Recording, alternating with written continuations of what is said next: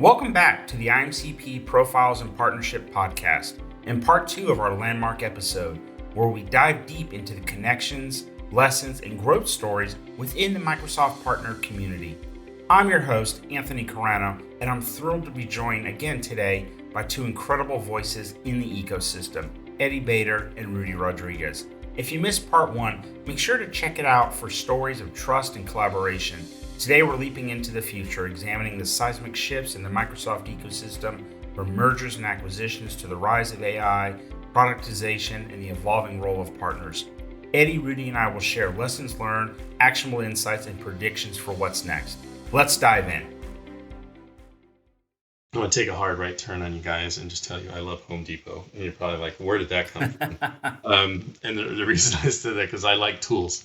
Yeah, I go in there, I look at tools, and because they have a tool for, all these things, very specific purpose. They have your very general purpose, like a hammer or screwdriver, to, hey, this is the tool that you need to unscrew the, the valve in the shower in the wall, right? Without this, you can't get it, right? And I just think that's awesome. I want to buy them all, even though I have no use for them. And eventually I'm going to end up like this little mad scientist that somebody says, oh, I need this. And I go away for 10 minutes and I come back. Oh, here's the tool. Take this and use it. You're good. But with all that said, even an organization with the sharpest focus, they need the right tools. And we know that leads us to the conversation around AI, automation, data-driven decision-making.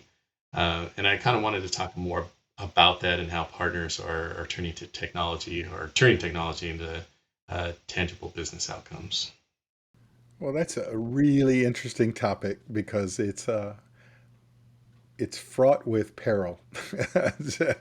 If we're going to, it was interesting when you talk about AI and data aren't tools. They become the backbones of how partners are going to build their value propositions, and the partners who are going to become the winners in this industry are people who combine innovation with governance, customer success metrics, and measurable ROI. So one of the things we want to talk about is can you share any perspectives about the anticipated impact of Microsoft Copilot and AI tools on partner offerings? Because that's we even Microsoft's calling us frontier partners now. We're at the start of a revolution or start of a new frontier. So what do you think is going to happen to the partner channel? What's the impact of AI? Well, the easiest thing is that AI is the thread that's going to be sewn into every piece of fabric there is. When you look at the way the Microsoft AI Cloud Partner Program is going to evolve, um, I'm going to make a prediction here. It's not a very bold prediction, but it hasn't been announced yet. But when we look at, they condensed from six solution designations down to 3. They're in the process of doing that. We're just an announcement away from having an AI component built into the achievement of those solution designations, right? It's like I said, it's going to be the common thread in every fabric. And I think those who lean forward, lean into that frontier mindset, use it internally, right? It's going to be part of everything we do, like it or not. But I think we should like it. We should be building solutions around it. We should be using it to take it full advantage of what it can do for us. There's some things that we can benefit from automation, and I don't look at this as necessarily replacing people. I think it's replacing some things that maybe people don't have to do themselves, right? Which allows them to focus on higher level efforts, right? So let's say if we were to categorize this as a traditional categorization, tier 1, tier 2, tier 3, right? Tier 3 being the special need in terms of the most technical person. If you can like take a layer out of that, let's say that tier 1 out of the equation with the implementation of AI, it allows you to skill up your team and have a bunch of tier 2s and tier 3s, whatever that means in your context. But I think it allows you to do more in-depth work, more critical thinking type of work, and and I can go on, but I do think this is going to be something that we build on. And even though some of our customers and clients may not feel like they're ready for this, it's coming. It's whether they want it or not, it's coming. And I think we have to be that innovative bridge to the use of this new technology, right? And really help them understand how it can be a benefit to them, and how they're going to use it to grow and thrive, and things of that nature. But I don't know if that totally answers your question, but I do think if you don't adopt it, and if you don't adopt it now, that everything's changing so quickly, you're going to be behind, and you may not be able to catch up if you're not adopting now. In 6 months, we're going to be having a very different conversation around this already. Yeah, I don't know if I don't really feel qualified to be able to talk about predictions, but I will say, like for me, it's been fun to, as I've observed, obviously, as Microsoft's incorporating, Copilot and AI into everything. What's been an interesting thing as I've been learning, and now Rudy, don't ask me a follow-up question on this, okay? Because you'll get that deer in the headlights look here. Yeah. But it's what's been interesting as I've just kind of been listening to some of our guests and even in working with some clients, it's just the not only just the importance, but how much of a gap there is in AI governance. That part is, I don't know, I just because, and I guess maybe just being the marketer guy, like, oh, you see the new tool, let's start using it. Okay, how's all this stuff can create cool stuff and increase productivity and get better results and da da da da. But then not realizing, especially like some of the bigger companies, how much governance, right? Which isn't the cool sexy thing as like the shiny tool to use, but it's so critical. And just been hearing our guests like talk about it. And there was a quote from Matt at Rencorp in our latest episode, and I thought this was just a great line. He said, "Automate the boring, govern the critical. AI without governance is just chaos at scale." And that's just so well put. And so anyway, that's just kind of been one of those things. It's not really a prediction. But it was just kind of an interesting thing as I've just been learning or observing and learning as we've been kind of talking with these folks. Yeah. So I want to take AI and break it up just a little bit because there's generative AI like Chat GPT, and then there's agentic AI. And so two very different things. And I'm going to throw a curveball, Eddie. You may not have read this article, but MIT put out a study that 95% of generative AI implementations fail. 95%. And so I think there's a real opportunity there for partners in that if you understand, and I'll put it into the context because I have a friend who's a CTO at a big organization here in Austin, and they implemented both Chat GPT and Copilot at the same time. Ready for this? 92,000 users. Oops. And Wow. forgot to secure the organization. So ended up costing a CIO his job because it was chaotic, right? Even though his edict was, we're not doing this yet. We're not doing this yet. But departments went and did it on their own. So have you run into rogue organizations that are doing some of this? And this is why these things fail. We know why they fail, right? You must secure your environment first, and governance is a key piece of it. But there's an opportunity there for partners on generative AI, which a lot of our partners will operate on. But then we're having more and more partners who are trying to become specialists in agentic AI. So can you share a little bit about that as to, what are the human skills that partners have to double down on to stay relevant in both those areas? Yeah, those are great questions. And I want to go back to something I am going to attribute to Satya, and I'm pretty sure he's the one that said it. But he said it's Copilot for a reason because it works with you. It's not Mm. autopilot, right? Autopilot would be something different where it works on its own. And we will have some things that are getting close to autopilot, but let's talk about the Copilot and agentic AI. I think I'm fascinated by agentic AI. I'm working on agents myself right now.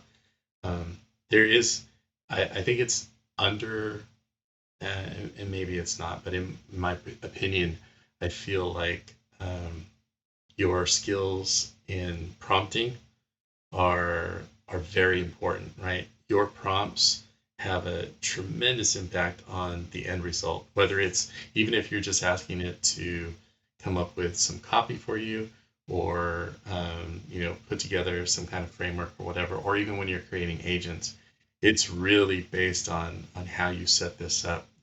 What's your tone? Is it friendly? Is it informative? Is it, this is the way I want you to respond to queries. This is the way, you should be answering. This is the format. Don't use any information outside of what I give you. Oh, okay, it's okay to go to these sites. That skill is developed over time. I don't know anybody who's produced anything really worthwhile that did it from one prompt, right? It's an iterative process and understanding how that works. So I think that is a key component. I do think, well, I know right now there are actually courses in AI prompting, right? So that is a skill set to have.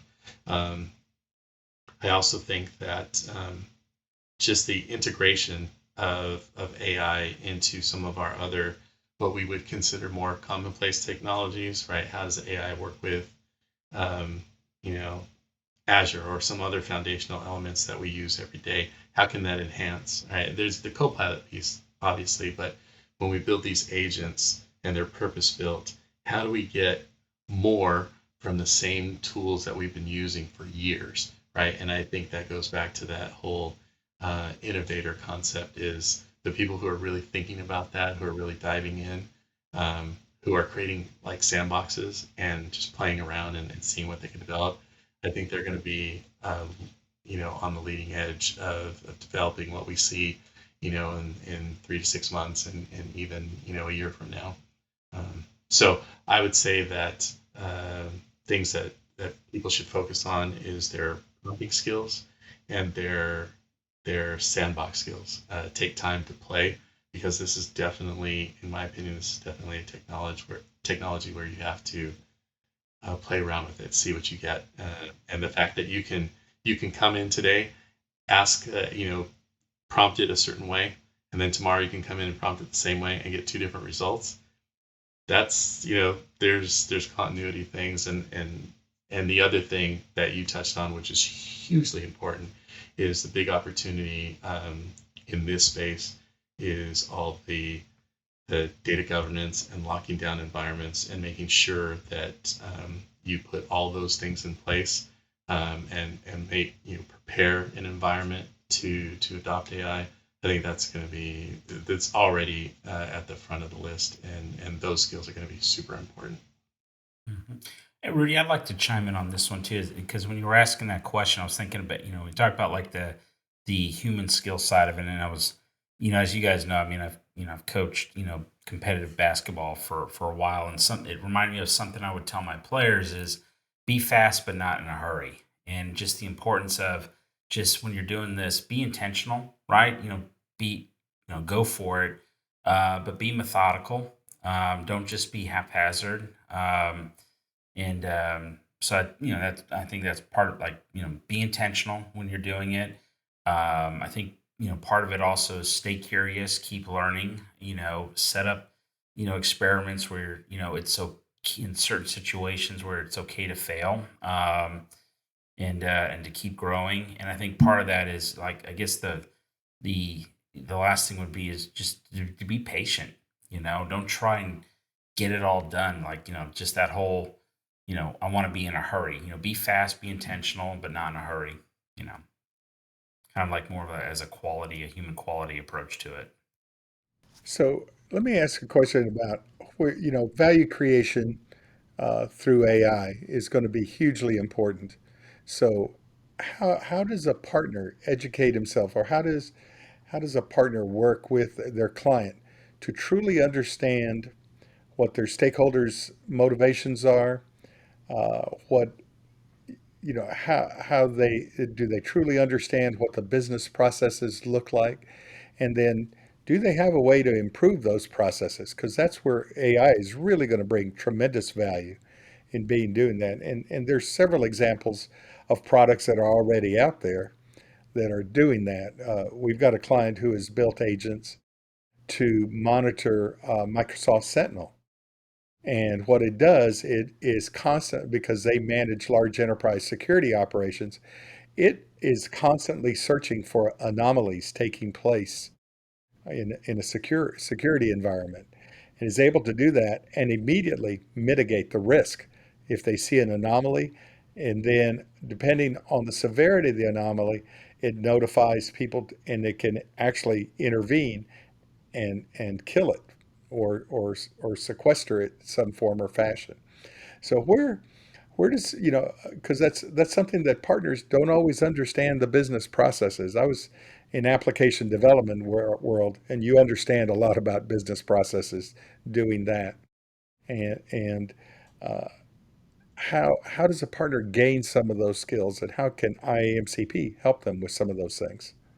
I think it's a very relevant question, and I do think that it's one of those skill sets that I don't know. It's a bold statement, but I don't think that'll ever go away, right? Really being able to have a business conversation, understand where an organization is, where they want to be, what they're struggling with, and really, I don't know about your experiences, but I've often found that organizations feel like there's some technology silver bullet that's going to solve all of their problems, and I don't know that that exists.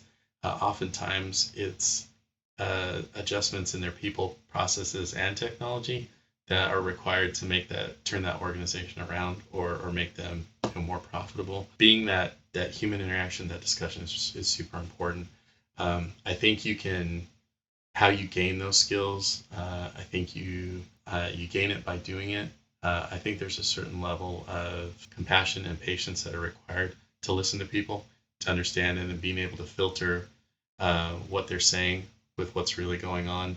And in terms of how IMCP can help, I think we have some really great examples of people and organizations who do this every day, right? And when you build those partnerships and you share stories like we share on the podcast, but when you share your own stories and say, hey, you know what?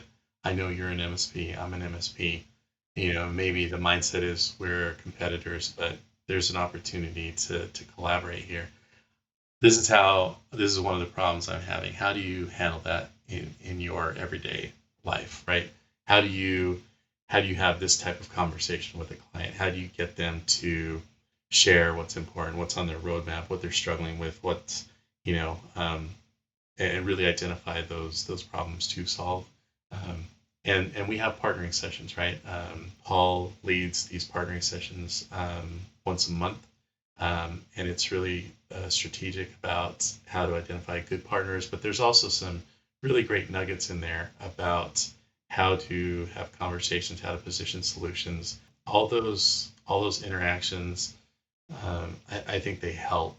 And I don't think I've nailed the answer on this particular one precisely, but I will say that when you talked about skills, I think this skill of being able to communicate with a client and being able to draw information out from them and understand what they're struggling with is super impactful. Some people do it through QBRs, quarterly business reviews. Some people do it in other ways. I've had relationships with clients that they just call me up because we have that kind of relationship where I don't know what to do about this. Can you take a look at this for me? This is a problem for us. It has nothing to do with the scope of work that we have in place, but they've reached out because they trust me, right? And a lot of it goes back to that trust. So I don't know if that's a great answer to your question, but I do think that it is a skill.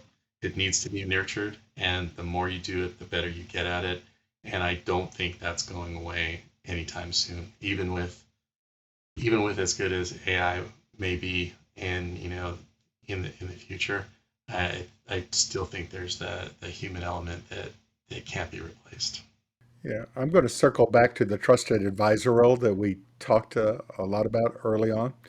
If you're a trusted advisor, then you as a trusted advisor can guide people towards the technology, point out this is a technology that can help you with this opportunity. Let the client make the decision as well. It's a joint decision, but you can spot the opportunity of what you can help them with. This is a technology that's going to guide you there, and that will grow your business relationship with your client infinitely instead of trying to tell them AI will cure everything, because it just won't. People like options, right? No, I think the options are very important for any client in that they have to understand what the opportunities are. And that's as IT technologists, that's our job is to, hey, there's an opportunity here. Here's how we can take advantage of this, grow revenue, mitigate risk, et cetera, et cetera, et cetera. This is where we can help you. And then you do that and you can demonstrate what your expertise is to drive that as well, because that's true value creation right there. Okay, let's talk a little bit about governance. So, have you had much experience in the era in this new era of AI in how you govern AI, and what are the challenges that you're seeing there? Because there's just a massive amount of data coming through, right? Yeah, I've heard the horror stories, and obviously AI in an environment starts exposing a lot of data to everyone, especially data that you don't want shared, like maybe salary information or trade secrets, IP. I know one thing is that I would never implement an AI solution without going through the rigorous governance component of it, and I would tell you right now that I wouldn't do that myself. I would there's a few partners that I know within the community that specialize in governance, and I would reach out to them first to help us secure the environment. And once we've secured the environment and put all the appropriate guardrails and boundaries in place, then we could start talking about implementation. And the other thing is, I would also not try to implement 92,000 users all at the same time. That story. It's just that's like when you said that, I'm like, oh my goodness, I don't even know how they would even think about approaching that. Um, so yeah, not a lot of firsthand experience setting up those environments because I would ask a partner to come in and do that for me. But it is important. I have seen it go awry. I will say that even within IAMCP and working within our own tenant, we're very mindful of you know trying to make sure that we're not exposing information or not putting something in our tenant that's going to expose our members to anything that they wouldn't want to be exposed to. And we have to keep privacy policies, GDPR, California Privacy Act in mind. There's a lot of factors, and for somebody who doesn't do it all the time, this is a wonderful case study for partnership, because those folks who specialize in this, they're up to date. They know where the pitfalls are. They've dealt with them, and they will ask questions that you didn't even think to ask to begin with. So that's kind of my take on that, or at least my experience to date. So I'm going to jump ahead a little bit because we've been on for quite a while today, and I think it's been a really valuable conversation. Let's talk about partner-led innovation. We deal with a variety of different types of partners out in the marketplace. Where do you see the biggest opportunity for innovation in the Microsoft ecosystem in the next year or two? I'll be honest, we've had this conversation for a little while now. I think productization is going to be key moving forward.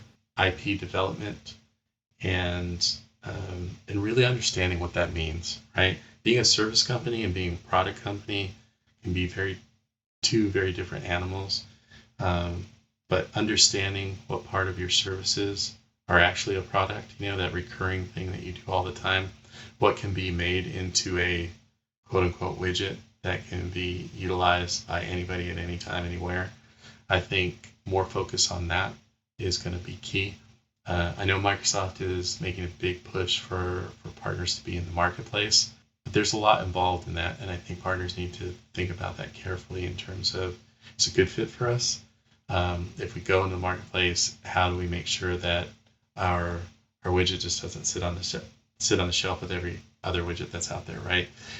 There's a lot to it, and I think that you and Anthony in particular, being on the marketing side, you kind of understand what it takes to really put a product, go from, design, innovation, and having it on the shelf to actually people buying it, right? And there's a lot of things going on there, but I would see that innovation is almost 100% going to have some component of AI built into it. But I do think that moving forward, we are going to, a few things. We're going to have to think about productization. We're going to have to think about verticalization, right? The more that you specialize, and this goes back to the conversations we had earlier in this conversation, is your specialty along with your innovation is going to lead to some IP that sets you apart in the marketplace. And I think those are going to be key focuses for all partners. And each partner is going to have to understand how they approach that, as some may be ready to do it now, some may not. But it is something that I would encourage every partner to consider. Even if they don't end up doing it, they should think about it. I was just to piggyback on that about all those things that Eddie just mentioned, and just encourage listeners to really lean in on pairing that with like that deep industry expertise with their proprietary IP, because then the more you know about your customer and find those unique needs for that industry, and if you can be positioned to serve those, you in essence then are you're not going to really have the competition, that you would if you're, providing, like a general, widget, that can apply to everybody. But if you can get really specific and create those series of very specific industry resources and tools, that would be something I would want to see. I think the productization becomes very important because, Anthony, as you know, we always talk about customers who don't understand what offer they need to make to their customers. And one of the things that, if we've seen the evolution of business, is you have to make it easier for the customer to understand what it is you do, how you do it, and at what price you're doing it at, and how you can compartmentalize that. Because one of the biggest sales phrases that will kill a sale faster than anything is, when a customer asks you, how do you do this and how much is it going to cost? And you answer, well, it depends. That just kills everything right then and there. You have to be clear about your offer and what you're doing. And a lot of partners don't realize that they can compartmentalize that and say, this takes this long and this does it. And that's something that I've seen changes in the marketplace where people are just saying, hey, this implementation is X amount of dollars. That's it. That's it. And they've gone through the effort to identify that IP that's required to do an expert implementation. And I think that's really important. I'm going to add to that and just say that, and please correct me if you feel I'm off base here, but buyer personas are changing, right? If you generationally, we are moving from a few generations who are used to the standardized sale process, right? Let's have a meeting. Let's talk about SOW. Let's scope this out. Here's a project. Plus 20% for every, that sales cycle is long, and it can be tedious at times. And when we see the new generations come into the ecosystem, they're researching everything on their own. If they see something and they can buy it, they're gonna potentially just buy it right off the shelves. So even something as simple as, do you have a shopping cart on your website where people can buy your services or your product? Can they buy it easily? And I think we put a lot of barriers in front of the purchasing process, and I would like to see more partners make it very easy to consume their product. And to your point, Anthony, Rudy, be very confident in what they're providing.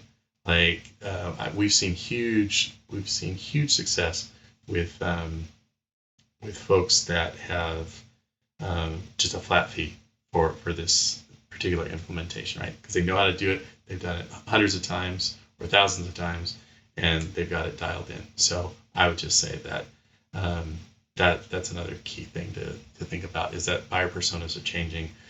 Not everybody wants to be in a conversation with you. They just want to buy it. So take as many obstacles out of that buying process as possible. Okay. Got one other question. because we get this from IMCP members all the time. But how can partners align with Microsoft's broader mission? And is that best for their business? I got a short answer for this one, Eddie. Is one, join IMCP. It's a Two, great answer. that's it. Go to the meetings and join the programs. Three, read your bits and bytes, right? And if you don't know what that is, you got to join a chapter and show up.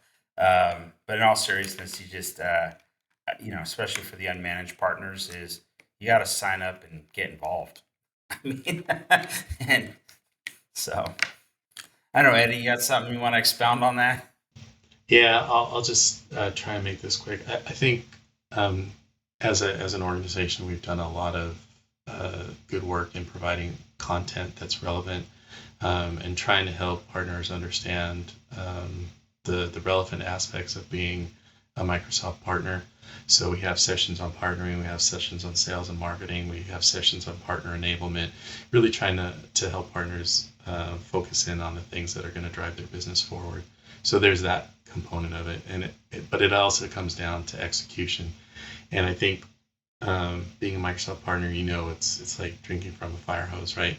And not everything that that is out there is something that an organization should be involved in. So to Rudy's point, you have to really take some time and be strategic with what you decide to go after. Understand why you're going after it, what you expect the benefits to be, and then just dedicate it. If you're going to go get a solution designation, then just be singularly focused because you can make it happen.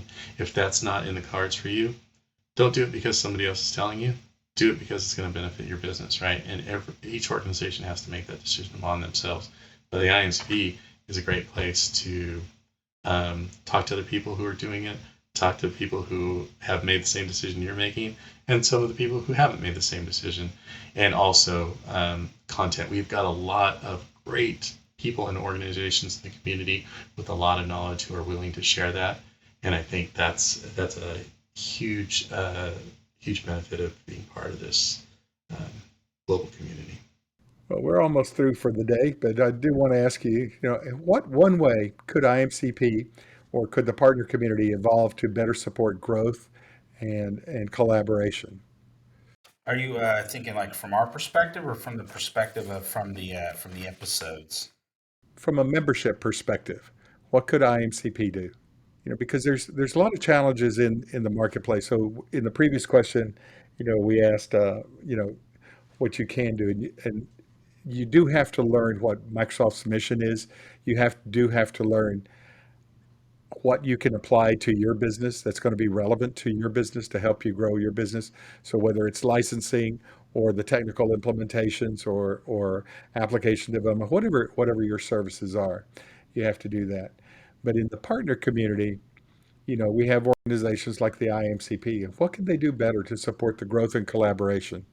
I don't know. I don't know how this would be done, but just in hearing some of the stories of, especially with the international, like for those that are, let's say, if you're here in the States and you're wanting to do stuff overseas, or if, your overseas partners doing stuff, it'd be, and there might, some of this might already be in existence, but just more of the international collaboration, right? I mean, because I know a lot of the stories, uh, that then they tend to be, the collaboration tends to be within region. And I don't, where, like I would think about, like, so if let's say if I'm a US, based partner, and I have a client here in the States, but they're wanting to break into, let's say, an overseas market, right? How are there the relationships in play? I don't know if there's an opportunity for how, IMCP can maybe help facilitate some of those type of international type of. Am I making sense, guys? I know I'm kind of mumbling here or rambling a little bit, but I was just thinking about, because I know, because a lot of the stories we've done, it's been collaboration within region, but what about, collaboration across region for the betterment of, the customer, and what are maybe the mechanisms in place to help facilitate those type of international relationship building? Does that make sense? It does. And we do address that in the partnering series that we have. We talk about geo expansion into other regions outside of your native region. I think partner opportunity groups, which meet once a month, are also a great way for you to connect with partners outside of your region or even your country, and really understand what's going on in other markets. Quite often, not exclusively, but quite often, we find that a lot of companies are trying to land in the U.S., right? So we have an opportunity to facilitate some of those engagements. But I will also say that there are a couple of other things going on. We have business circles in EMEA, solution circles in APAC, and those are where similar organizations come together. Maybe it's MSPs, maybe it's Dynamics partners. They come together, they talk about you know everything, like, and it's not just on the Microsoft side. It's just the business side. Like, hey, I'm getting these margins, you're getting those margins. How can I get those margins? Right? You're doing better than I am. What is it that you're doing? And it's really like a business conversation as opposed to just a solution or a Microsoft conversation. I think those are very helpful. But there's a lot of content, and I will say I will highlight a couple of collaborations that I know of. Is that IMCP Spain has worked with IMCP LATAM because they share a common language of Spanish, obviously, right? We've had partners go from LATAM over to Spain and vice versa. And because they share a common language, they found a common thread for them to connect on, and then as a result, they are starting to do business in those areas, LATAM and Spain and LATAM. And I think that's a wonderful example of how IMCP can facilitate those cross-border collaborations. We need to be doing more of it, and we are trying to do so. But anytime that you can sit on a call or hang out in a different group, I think that's a huge opportunity, and some of that's in place already. And sometimes you just have to find it on the calendar and say, oh, I want to be part of that because I'm going to be connected to a whole new group of people. More of that, doing more of, right now we're in the process of, we talked about that Seattle Solutions Group. We are purposely doing activations throughout the community and getting multiple chapters into a room and saying, hey, this is how it was set up. Let's set it up in your chapter. Let's set it up in your region. And then ultimately, I'd like to see it happen where we have a solutions group that is a global solutions group from partners from many different regions involved. And I think that's where we're headed. But I think there's a ton of opportunity, and we got to nail it down. And then finally, and this is a little peek into the future, we are looking at a legitimate purpose-built partnering platform that we hope to implement here within the next few months, and that will also help connect partners together a little bit more easily and with much more relevance. Great answer there. And I think the answer is IMCP's doing a lot, doing an awful lot. And what partners can do, they should attend their local chapter meetings and learn more, and also view the website, because there's a lot of information on the website, and then use the connection tool in the website to connect with other partners. That's a great way to do it. So I've got one last question for the day, and this is also, continuing again along the lines of community and collaboration. If you could give one piece of advice to a new partner entering the Microsoft ecosystem, what would that be? Wow, that's a good one. All right, I'll give you two answers. The first one is, if you're a new partner and you become an IMCP member, I would say volunteer. Get involved in some activity, whether you become a chair of a committee, or eventually you want to be part of the leadership team. The more you get involved, the more people see you. It shows your commitment to something outside of just your organization. I think it's a great way to get connected to people. If you're new into the ecosystem, I would say connect with as many partners and attend as many Microsoft-led events as you can, and obviously at community events as you can, and really understand who you are as an organization, what things you're going to adopt in terms of, yes, I'm going to go after solution designation, I'm going to go after certain things, but really define who you are, what your superpower is, and be able to share that in a very concise message. We talk about that elevator pitch, but really have it dialed in, because it doesn't matter who you talk to, whether it's Microsoft and their partner or a client, the more, the easier it is for you to convey that message, the more success you're going to have long term. That's my opinion, because people know what you do, who you do it for, and how you do it. If you can answer those questions in 10 to 15 seconds, you really have your stuff dialed in, I think. No, that's really good. I agree with everything you just said. I think the thing I would just add to that, and it's especially since we've got technologists, right, that are part of the community, is that trust compounds faster than technology. And just keep that in mind, that partners who invest in credibility and transparency, you're going to see faster results.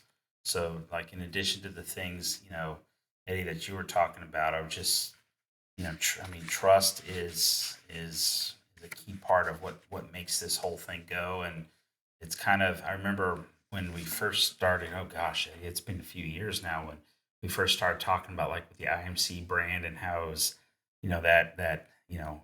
that brand represents something. It's that has that same effect that like an AARP brand represents for trust, right, or whatever the brand of trust represent. It's why people want to look to IMCP members to help them with their end-to-end solution, finding those trusted experts. It's why thinking about, like, on the M&A side of it, why these Microsoft companies that have the reoccurring revenue and the IP, but they're a Microsoft partner, part of IMCP, there's some higher valuations there. There's trust that's involved.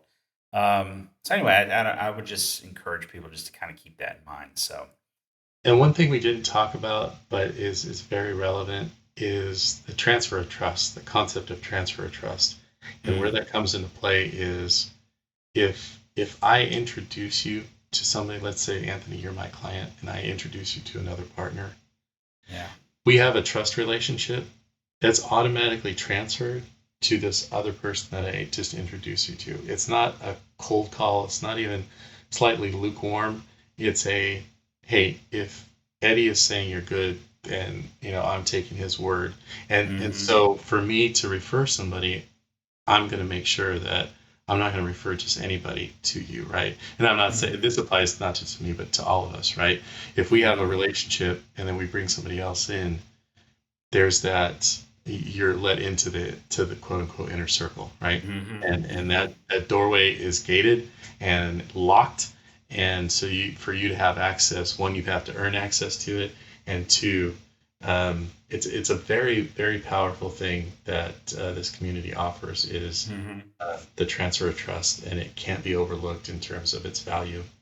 Sounds good. Well, Eddie, this was fun. Really enjoyed having you on. I know we're looking forward to the next 25. So, I'll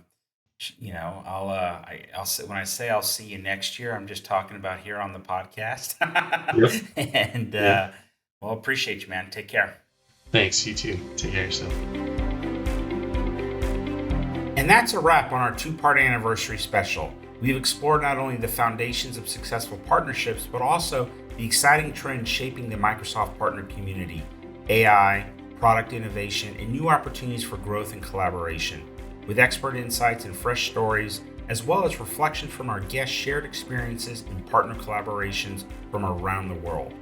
One of the best ways to partner for success is to join IMCP, a community of Microsoft partners who help each other grow and thrive. IMCP members can find and connect with other partners locally and globally, and access exclusive resources and opportunities. So whether you're looking for new customers, new markets, or new solutions, IMCP can help you achieve your goals. To learn more, visit the website at www.imcp.org. Thank you for being part of our community and for tuning in through an entire year of podcasting. Don't forget to follow, rate, and share. Your support fuels the journey ahead. Until next time, keep connecting, learning, and growing.